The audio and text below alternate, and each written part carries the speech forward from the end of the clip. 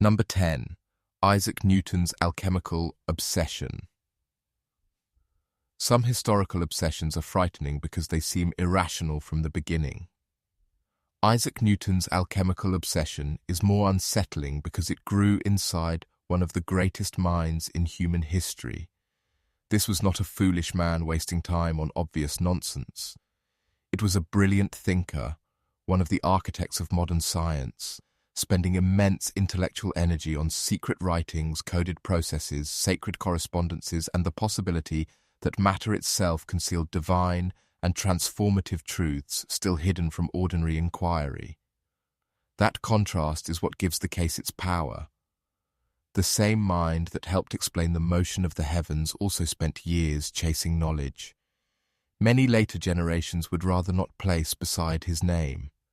That is what makes the obsession so revealing. Newton did not treat alchemy as a hobby or colourful superstition. He worked at it with seriousness, secrecy, and intensity. Furnaces, notes, copied texts, symbolic language, and endless interpretive labour all suggest the scale of his commitment.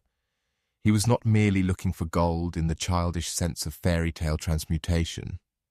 He was searching for a deeper architecture of reality, one in which matter, spirit, scripture, and hidden forces might all belong to a single divine design.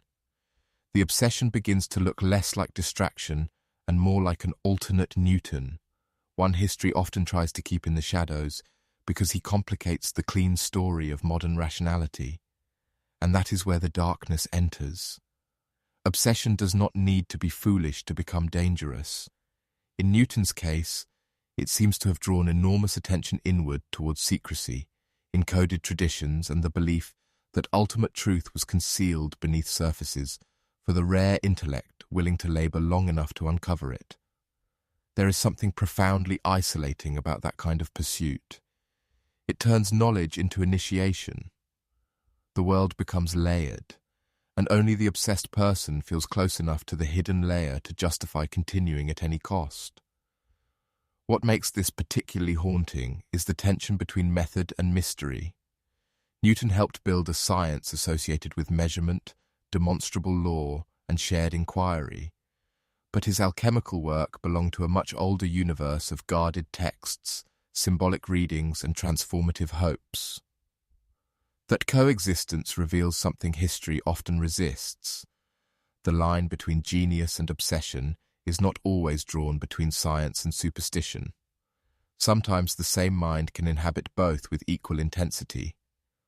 Newton's obsession is disturbing precisely because it shows how easily disciplined intelligence can become captive to the dream that total explanation lies just one deeper veil away. There is also a more intimate danger here. Alchemy promised not just understanding, but privileged access to hidden order. That promise can become spiritually narcotic. If the world contains secret structures legible only to the worthy, then patience, privacy, and relentless interpretation begin to feel morally elevated rather than excessive. The obsession becomes self-justifying. Every failed process can be reread. Every cryptic phrase can yield more layers. The absence of final breakthrough does not end the pursuit, it intensifies it. That is why Newton belongs on this list.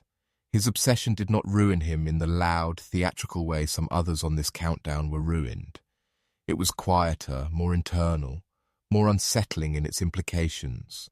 It reveals that even the highest intelligence can become magnetized by hidden systems and esoteric totality. The danger is not only in being wrong. The danger is in needing the final secret so badly that one begins to organize entire years of life around its pursuit. In the end, Newton's alchemical obsession stands as a warning that brilliance does not protect against fixation. In some cases, it may even deepen it. A great mind can see patterns ordinary people miss. But once obsession takes hold, that same gift becomes a trap. The world fills with signs, codes, and correspondences, and the search for ultimate truth starts devouring the boundary between disciplined inquiry and private captivity. Number 9. Howard Hughes's spiral into control and isolation. Some obsessions begin in laboratories, libraries, or ancient courts. Howard Hughes's ruin is more disturbing because it unfolded in the full glare of the modern world and still became almost completely sealed from it. He was a billionaire, aviator, film producer, industrialist, and symbol of immense American ambition.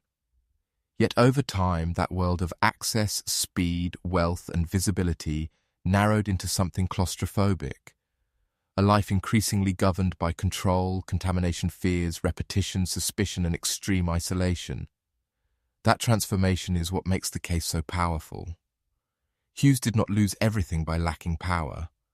He lost himself while trying to exert more and more of it over every uncertain detail. That is what obsession often does. It masquerades as discipline at first. Control can look like refinement, caution, excellence, or perfectionism. In Hughes's case, those traits fit comfortably inside the image of a driven genius. But once the need for control begins feeding on itself, the world stops being a field of achievement and becomes a field of threat. Cleanliness, touch, routine, privacy, bodily exposure, and proximity to others all become charged. Instead of mastering reality, the obsessed person begins shrinking their life in order to survive it. What makes Hughes especially haunting is that his wealth allowed the obsession to build an entire environment around itself. Most people are eventually forced back into ordinary contact with the world. Hughes could retreat deeper. He could isolate, instruct, demand, refuse, and reshape surroundings to fit the logic of his fears. That power did not protect him. It gave the obsession room to harden. A private compulsion can become a world if the person has enough money to make others adapt to it. And because Hughes remained famous, the contrast became almost unbearable. Here was a figure associated with speed, risk, glamour, flight, and vast enterprise, slowly becoming identified instead with darkened rooms, elaborate routines, severe withdrawal, and bodily decline. The man who once seemed to outrun ordinary limits became trapped inside self-made limits far smaller and more punishing than those imposed by any rival. That reversal is central to why his story belongs on this list. Obsession promises mastery. Hughes reveals how easily it can produce enclosure instead. There is also something distinctly modern about the atmosphere of his decline. This is not an emperor taking immortality potions or a prophet reading omens. It is a 20th century titan collapsing inward through control itself. That makes the case feel close in a different way. The obsession is not disguised as myth or sacred ritual.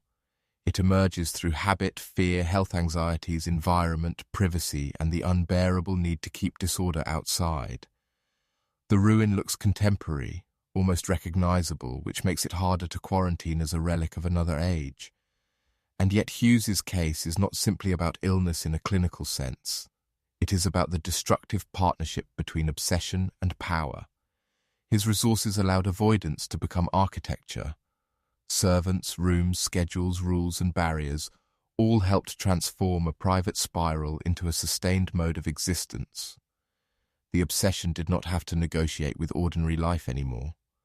Ordinary life was pushed away. That is one of the darkest privileges wealth can buy, the ability to keep disappearing without ever technically leaving the world. In the end, Howard Hughes belongs at number 9 because his story shows what happens when obsession stops chasing greatness and starts defending itself from reality. The result is not control. It is exile wearing the mask of control. A man who had once commanded industries, aircraft, and public fascination ended up ruled by repetition, fear, and shrinking contact. That is why the case lingers. It reveals that obsession can turn abundance into prison and make isolation look, until very late, like strategy instead of ruin. Number 8. The pursuit of perpetual motion machines. Some historical obsessions are tied to kings, prophecy, or the fear of death. The pursuit of perpetual motion is more unsettling because it was driven by something that seems almost innocent at first. The refusal to accept that nature imposes limits.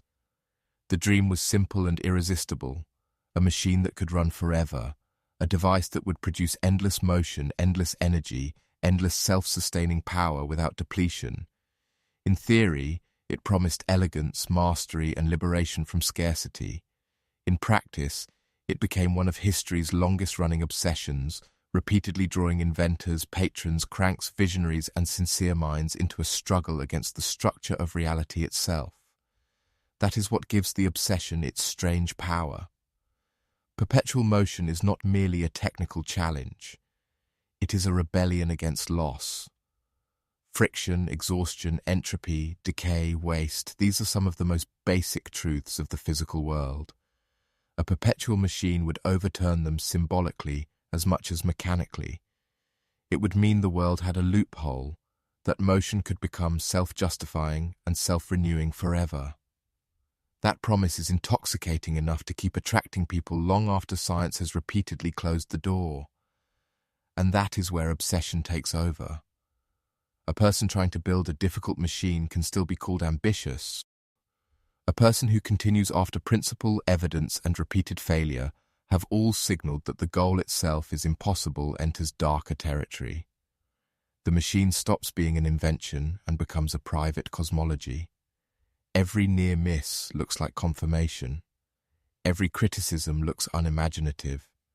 Every mechanical hiccup becomes a temporary obstacle rather than a final refutation.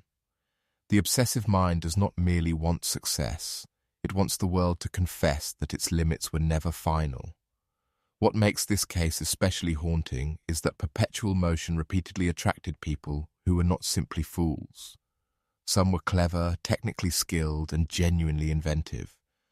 That matters because it reveals a crucial truth about obsession.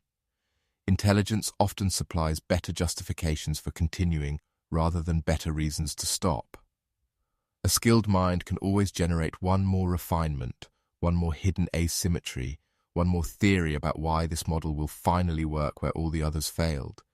In that sense, the obsession feeds on competence. The more a person understands mechanics, the more seductive it may become to believe they are the one who will outwit the principle itself. There is also a distinctly modern sadness in the perpetual motion dream. It belongs to workshops, diagrams, patents, demonstrations, investors, and secret mechanisms. It sits at the border between science and fantasy, where ingenuity begins to mutate into denial. The machine promises a perfect system, motion without cost, output without decline. That promise resembles many other obsessions on this list. It offers transcendence by eliminating the condition people most hate, dependence on finite resources and irreversible loss. And because the pursuit often continued in public, it could ruin more than the inventor's inner life. Money could be wasted. Reputations could harden into ridicule. Careers could drift away from useful work into elaborate dead ends. Once someone publicly stakes themselves on defeating impossibility, retreat becomes psychologically expensive. The obsession is no longer only with the machine. It becomes entangled with pride, vindication, and the need not to be seen as deluded. At that point, failure is not just technical. It is existential. In the end, the pursuit of perpetual motion belongs on this list because it captures one of history's purest forms of obsessional ruin, the transformation of a beautiful idea into a lifelong struggle against reality's refusal to bend. The machine never arrives, but the dream keeps demanding more time, more labor, more faith. And that may be the darkest part of all. Obsession does not always destroy through spectacle. Sometimes it destroys by convincing a person that the next turn of the wheel will finally be the one that never stops. Number 7. Timothy Dexter's self-made delusions of genius. Some historical obsessions are tragic because brilliant people chase impossible truths. Timothy Dexter is disturbing in a different way. His obsession was not with hidden laws of nature or sacred knowledge, but with his own conviction that he was extraordinary in ways the world kept failing to understand properly. That is what makes his story so strange. Dexter was a wealthy American eccentric who repeatedly turned absurdity, luck, vanity, and delusion into a personal mythology of genius. He did not merely enjoy attention, he built an entire worldview in which his success, however accidental or chaotic, proved that ordinary judgment did not apply to him. That is what gives the case its dark comic edge, and also its darker undertone. At first glance, Dexter can seem like a buffoon who kept stumbling upward, but obsession with one's own exceptional destiny is never harmless for long. It turns correction into insult, mockery into jealousy, and reality into something that must be rearranged to preserve self-belief. Dexter's famous business choices and public gestures often looked ridiculous, yet some succeeded by chance in ways that only strengthened the delusion. Each lucky outcome became evidence not of randomness, but of superior instinct. The world, in his mind, was finally confirming what he had always suspected, that he was a genius misunderstood by lesser people. That is a dangerous structure because luck can stabilize obsession more efficiently than failure ever could. Failure sometimes forces re-evaluation. Success, even accidental success, can freeze delusion into identity. Dexter became a man who did not merely act oddly. He needed the oddity to prove something. The more others laughed, the more satisfying it became to imagine they would be forced to watch him triumph anyway. Obsession, in this case, did not isolate itself in secrecy. It performed itself publicly and demanded that ridicule eventually be converted into awe. What makes Dexter especially revealing is his relationship with authorship and legacy. He famously produced a book that reflected his disdain for ordinary conventions, including punctuation and accepted standards of writing. That matters because obsession with one's own genius often moves beyond behavior into record. The person no longer wants simply to succeed. They want to leave behind proof that their mind was operating on a higher, freer level than everyone else's. Even incoherence becomes rebranded as originality.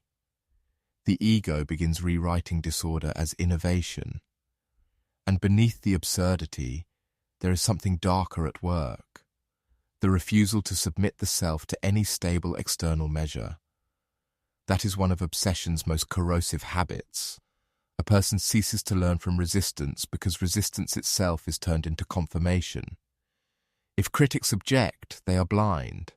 If society laughs, society is too small-minded. If the work is chaotic, it must be because genius always appears chaotic to ordinary people. The obsession becomes nearly impossible to puncture because it feeds on contradiction. Everything returns as proof. That is why Dexter belongs on this list, even though his story carries bizarre humor. Ruin is not always solemn. Sometimes it looks like a life spent inflating oneself into a legend no serious standard can support. The destruction may be less physical than in other cases, but it is still real. Judgment is eroded. Reality is turned into theater. The self becomes trapped inside a performance that must keep escalating because ordinary proportion can no longer be tolerated. In the end, Timothy Dexter's self-made delusions of genius belong here because they reveal one of history's strangest obsessive patterns. The determination to make the world validate a grandiose self-image, no matter how much distortion it takes. He is unsettling not because he chased one impossible invention or prophecy, but because he turned his entire life into evidence for a version of himself that reality never fully justified. And once a person becomes obsessed with being extraordinary, almost any absurdity can be made to feel like part of the proof. Number 6. The radium craze and radioactive health obsession. Some historical obsessions are driven by secrecy, prophecy, or private delusion. The radium craze is more disturbing because it became public, fashionable, and respectable before its ruin was fully understood. That is what makes it so powerful. This was not one isolated eccentric chasing a dangerous miracle alone. It was a culture-wide fixation on the idea that radioactivity represented vitality, modernity, and healing. A substance associated with invisible energy and scientific wonder began to look like a shortcut to health itself.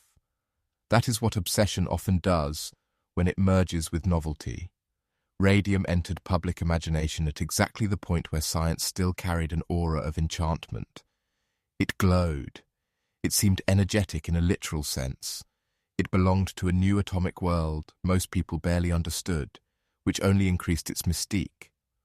Once that mystique took hold, the leap from laboratory curiosity to health miracle became frighteningly easy. Products, treatments, cosmetics, tonics, and consumer promises began treating radioactive material as though it were not just useful, but life-enhancing. What makes this especially dark is the moral confidence surrounding it. The obsession did not present itself as fringe madness, it presented itself as progress. That matters because ruin becomes harder to resist when it arrives wearing authority. A person may distrust a sorcerer or fanatic. They are less likely to distrust a culture telling them that science has opened a new path to vigor, beauty, and cure.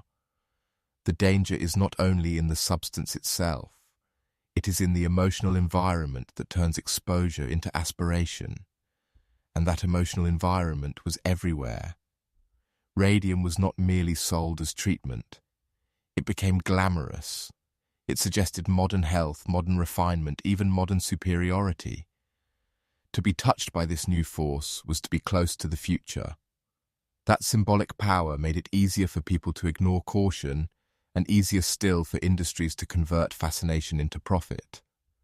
Obsession became commercial, and once that happened, the appetite for reassurance outran the appetite for evidence.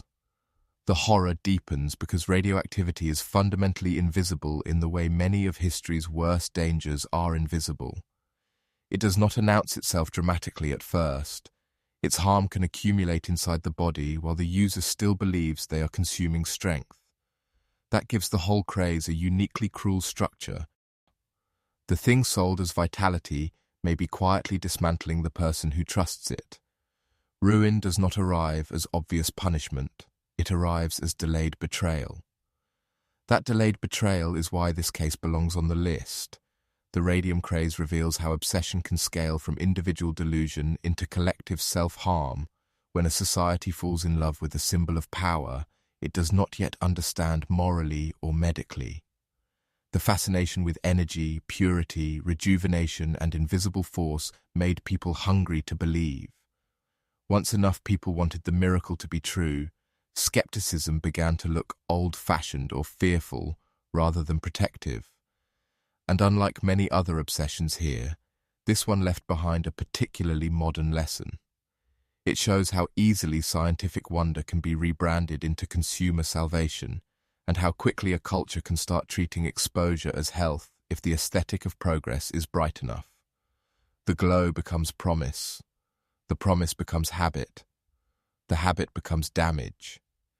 In the end, the radium craze belongs at number 6 because it captures one of obsession's most dangerous forms, the moment when society mistakes novelty for blessing and begins swallowing harm in the hope of transformation.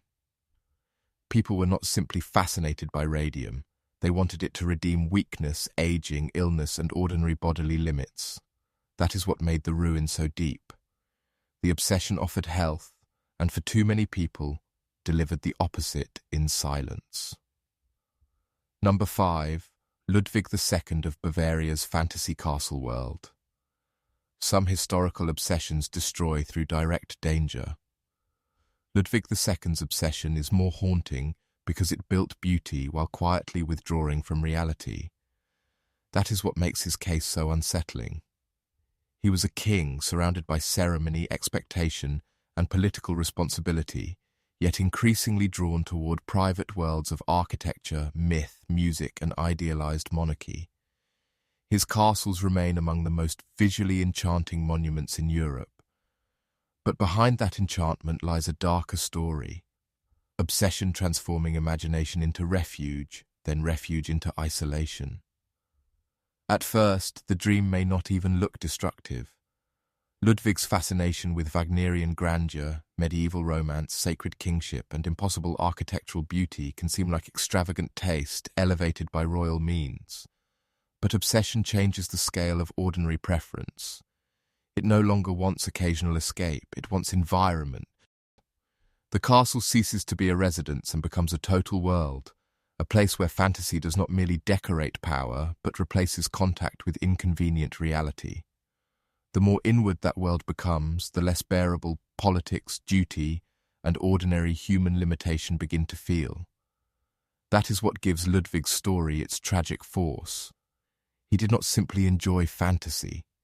He began living through it. The castles, artificial grottos, private performances, night routines, isolation, and theatrical self-conception all point toward a mind increasingly committed to inhabiting symbolic worlds over practical ones. In a different life, such devotion might have remained eccentric. In a king, it becomes dangerous because the withdrawal is not private.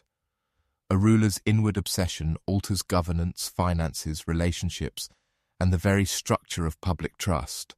And yet the obsession is not easy to dismiss as foolishness, because the beauty it produced is real. That is what makes the case darker. Ruin does not always come through ugliness or obvious collapse. Sometimes it arrives through refinement so intense that it begins consuming the person who creates it. Ludwig's castles are not accidents. They are concentrated longing in stone. They testify to vision, sensitivity, and the desire to build a world better than the one politics offered him. But obsession does not care whether its product is beautiful. It only cares whether the person can still come back from it. That is where the tragedy sharpens. The fantasy world promised transcendence from compromise, bureaucracy, and the flatness of ordinary rule. But the more completely Ludwig inhabited that world, the more the actual world pressed back. Through debt, scrutiny, political concern, and the sense among others that the king was no longer standing in the same reality they were. Obsession always narrows the acceptable field of existence. What once looks like sanctuary begins to resemble imprisonment, even when the walls are magnificent. There is also something peculiarly modern in how Ludwig's legacy has been split. Later generations often inherit the castles as dream objects, stripped of the inner pressure that produced them. Tourism sees enchantment. History remembers crisis. That divide matters because it reveals how obsession can leave behind works the world loves while still destroying the life that made them possible. Admiration for the castles can unintentionally hide the human cost of needing them so completely. In the end, Ludwig II belongs at number 5 because his obsession shows how ruin can unfold through beauty, imagination, and retreat rather than crude madness alone. He did not simply flee reality. He kept building alternatives to it until the alternatives began to feel more habitable than the kingdom itself. That is why the story lingers. It asks one of the most uncomfortable questions in all of history. How much beauty can an obsession create before it becomes clear that the beauty was also the trap? Number 4. The Millerite end-time obsession. Some historical obsessions destroy one person at a time. The Millerite obsession is more unsettling because it drew entire communities into a single, escalating expectation that history itself was about to end. That is what made it so powerful. This was not merely private religious devotion. It was a collective conviction, built around prophetic interpretation, that the return of Christ and the end of the present world could be dated with terrifying certainty. Once that certainty took hold, ordinary life began losing its meaning. Why build long-term plans, preserve property, or trust tomorrow if tomorrow itself might be cancelled by heaven? That is what gives the Millerite movement its dark force. Apocalyptic belief is not automatically obsession. People have long expected the end in symbolic, spiritual, or distant ways. But obsession begins when hope hardens into schedule. The Millerites did not just feel that the end was near. Many believed they knew when it would come. That changes everything. Time itself becomes charged. Every passing day grows heavier. The future narrows into one date, and all reality begins leaning toward it. What makes this especially disturbing is how socially contagious certainty can become when it is wrapped in moral urgency. The movement did not spread because people wanted nonsense. It spread because it offered structure in a world full of instability, religious hunger, and the desire for cosmic meaning. If the Bible could be decoded precisely enough to reveal the final hour, then history stopped looking random. Suffering, waiting, and confusion all gained direction. The obsession did not feel like madness from inside. It felt like clarity, and that is why the eventual collapse was so devastating. When an obsession is built around a deadline, reality becomes judge.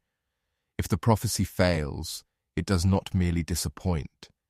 It tears open the entire emotional architecture people built around it. The great disappointment was not simply a mistaken prediction. It was the moment when families, believers, communities, and inner lives had to confront the fact that they had arranged hope, sacrifice, and time itself around an event that did not happen. That kind of collapse is more than embarrassment. It is spiritual whiplash. There is also something uniquely haunting about the way apocalyptic obsession consumes the ordinary. Work becomes secondary. Possessions lose weight, relationships may strain under unequal belief. Public credibility weakens. The obsessed community begins living ahead of itself, emotionally dwelling in a future that has not yet arrived and may never arrive at all. That is one of obsession's most destructive features. It steals the present by making one imagined event more real than the life already being lived. What keeps the Millerite case so alive historically is that ruin did not simply erase the movement. Instead, the failed expectation fragmented into reinterpretation, revision, survival, and new traditions. That too is revealing. Obsession does not always end cleanly when reality contradicts it. Sometimes it adapts, spiritualizes, or relocates the meaning of the failure. In that sense, the movement shows both the power and resilience of belief under pressure. But the emotional wound of the failed date remains central. A community had stared at the sky with conviction and been forced to wake up the next morning still inside history. In the end, the Millerite end-time obsession belongs on this list because it captures one of history's purest examples of certainty turning into collective ruin. The movement promised transcendence, final justice, and an end to the old world. What it delivered instead was one of the most famous confrontations between prophetic obsession and ordinary time, and that collision left scars deeper than a failed prediction alone can explain. Number 3. John Dee and Edward Kelley's angelic revelations. Some historical obsessions are driven by fear of death or the dream of perfect power. John Dee and Edward Kelley's obsession is more unsettling because it was built around the possibility that heaven itself was still speaking, if only the right men could decode the message. That is what gives the case its peculiar darkness. Dee was not a fool on the margins of knowledge. He was one of the most learned men in Elizabethan England. Mathematician, astrologer, scholar, advisor, and collector of rare knowledge. Yet alongside that learning grew an intense commitment to angelic communication, mediated through Kelley, who claimed to receive visions and messages from beyond. That is what makes the story so difficult to dismiss. This was not ignorance opposing knowledge. It was knowledge becoming hungry for something total. Dee had already mastered many forms of scholarship, but scholarship was not enough. He wanted access to sacred language, cosmic truth, divine intention, hidden wisdom beyond ordinary books. The obsession began where normal learning ended. Once a person believes ultimate knowledge may still be available through revelation, every other form of understanding can start feeling partial and unsatisfying, and that is where Kelley entered as both partner and danger. Through crystal-gazing sessions and elaborate spiritual consultations, the two men pursued what they believed were angelic revelations, including mysterious languages, instructions, and commands. The atmosphere around these sessions is what makes the obsession so haunting. It combines deep learning, ritual seriousness, secrecy, and the possibility that the entire enterprise was either genuine mystical conviction, manipulation, self-deception, or some unstable mixture of all three. Obsession thrives in exactly that kind of ambiguity. The less final clarity exists, the more total interpretation becomes necessary. What makes the case especially dark is that revelation did not remain abstract. It began shaping relationships, choices, and the boundaries of trust. Once divine messages enter a human partnership, disagreement becomes dangerous. If the angels command, who dares refuse? If one man is the seer and the other the scholar, the imbalance grows sharper with every vision. The obsession no longer concerns only what the heavens are saying. It concerns who controls access to the heavens. That shift gives the story its corrosive edge. Revelation becomes power. There is also something deeply isolating about their pursuit. Dee's world of books, instruments, maps, and learning was already extraordinary, but angelic revelation moved him farther beyond the company of ordinary scholars. Once hidden wisdom becomes the goal, ordinary criticism starts to look spiritually shallow. Failure becomes test. Contradiction becomes mystery. The obsession forms a sealed world in which even the strangest commands may seem meaningful because they come wrapped in the promise of ultimate truth. And unlike some obsessions on this list, this one carries the added unease of sacred intimacy. Dee was not trying simply to know nature better. He was trying to bridge the distance between man and divine intelligence. That is a far more dangerous ambition because it invites submission as much as curiosity. One does not merely study the angels. One obeys, interprets, waits, purifies, and risks reshaping one's whole life around voices that cannot be independently secured. The obsession becomes existential. If the revelation is true, everything changes. If false, everything is built on air. In the end, John Dee and Edward Kelley belong at number 3 because their obsession reveals one of history's most unnerving patterns. The point where immense intelligence, spiritual longing, and the hunger for secret total knowledge combine into a partnership capable of remaking reality around itself. Their angelic revelations promised access to divine order. What they also produced was dependence, instability, and a world in which the line between revelation and ruin became almost impossible to separate. Number 2. Heinrich Schliemann's obsession with Troy. Some historical obsessions destroy through madness, secrecy, or private collapse. Heinrich Schliemann's obsession is more unsettling because it produced a triumph the world still celebrates while carrying ruin inside it. He is remembered as the man who helped convince modern Europe that Homer's Troy was not merely literary fantasy, but something grounded in physical earth. That achievement is real.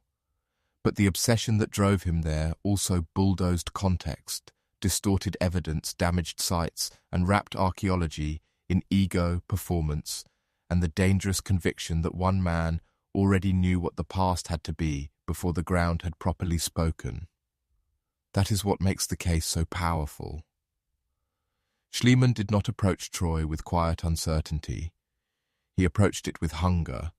He wanted to prove that the epic world was materially real and that he, of all people, would be the one to uncover it. Obsession like that can look heroic from a distance. It gives energy, endurance, confidence, and refusal to surrender. But it also makes patience feel like weakness. If the truth is already imagined vividly enough in the mind, the earth itself begins to look less like something to interpret and more like something to force into confirmation. And that is where the ruin begins. Archaeology depends on layers, context, restraint, and the painful discipline of accepting that a site may not yield the story in the form we most want. Obsession resists all of that. It wants the great reveal, it wants the legendary city, the king's treasure, the decisive proof.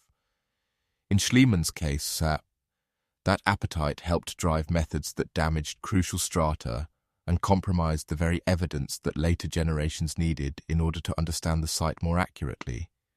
He did not simply discover Troy, he also helped wound it in the act of claiming it. What makes this especially haunting is that his obsession was not merely destructive.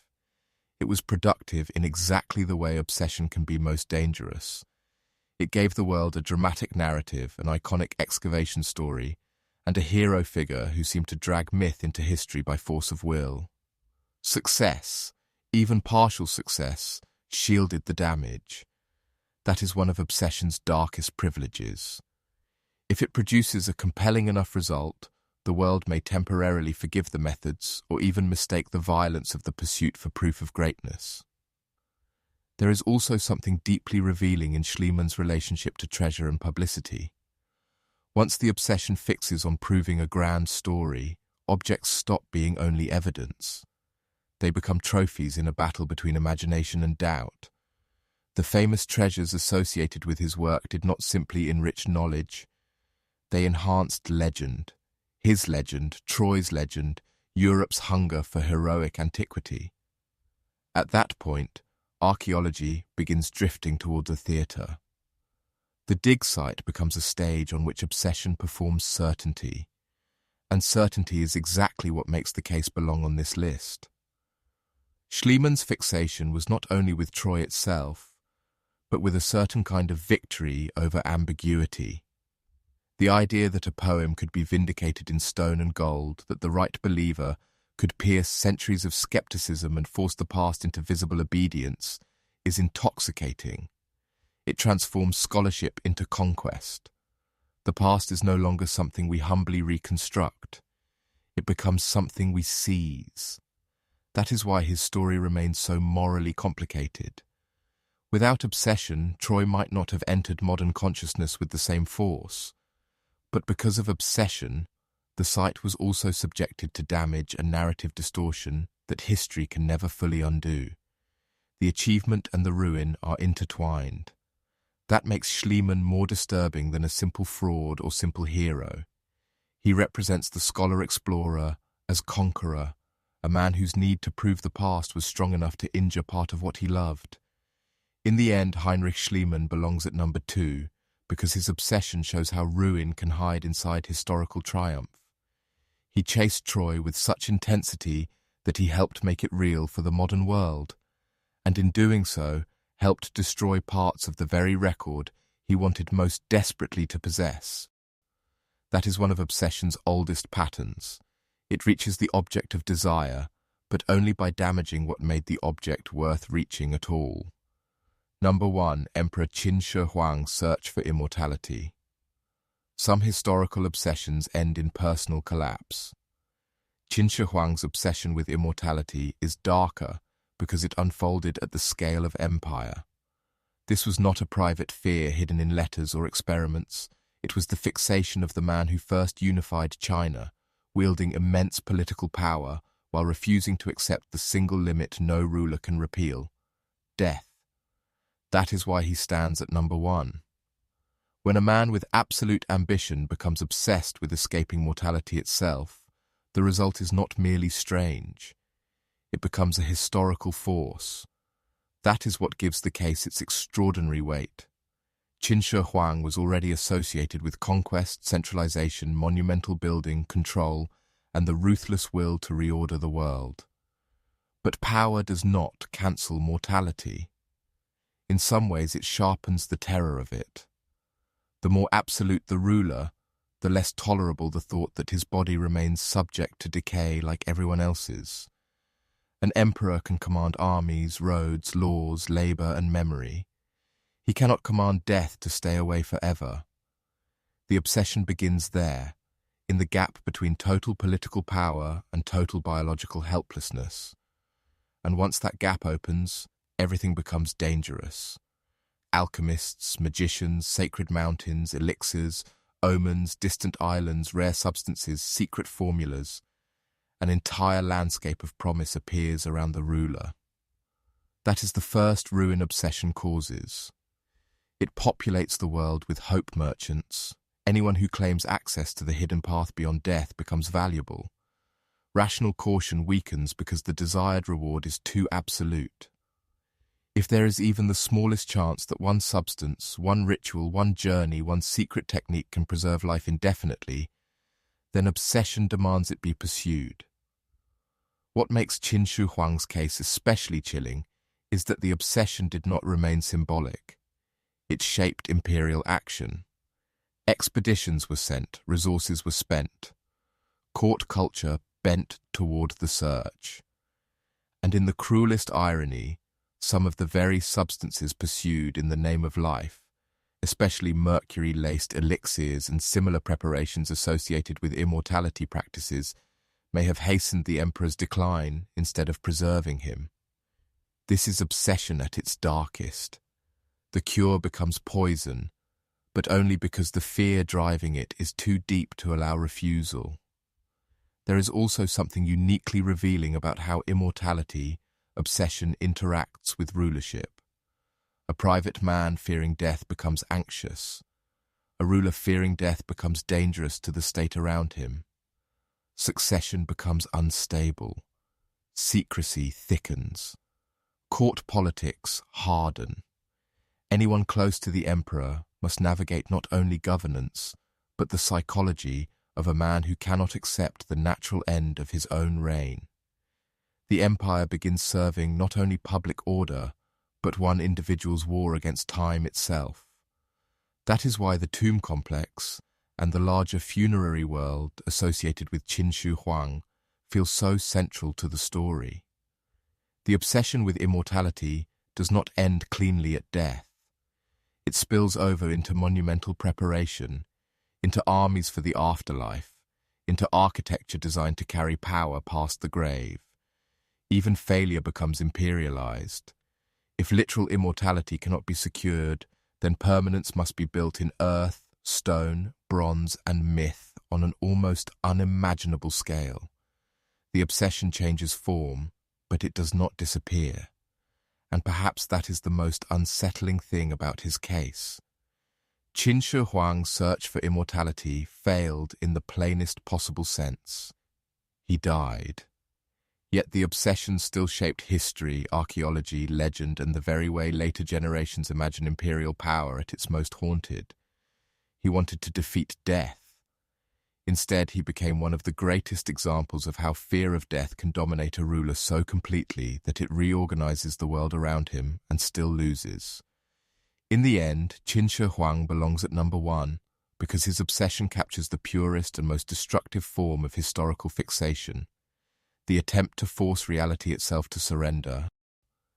He had already conquered kingdoms, standardized systems, and imposed his will on millions. But death remained beyond decree. The more fiercely he resisted that truth, the more the obsession fed on empire, trust, resources, and his own body. That is why the story lingers. It reveals that absolute power does not tame obsession. It magnifies it, until even an emperor can be brought down by the very promise he most wanted to believe.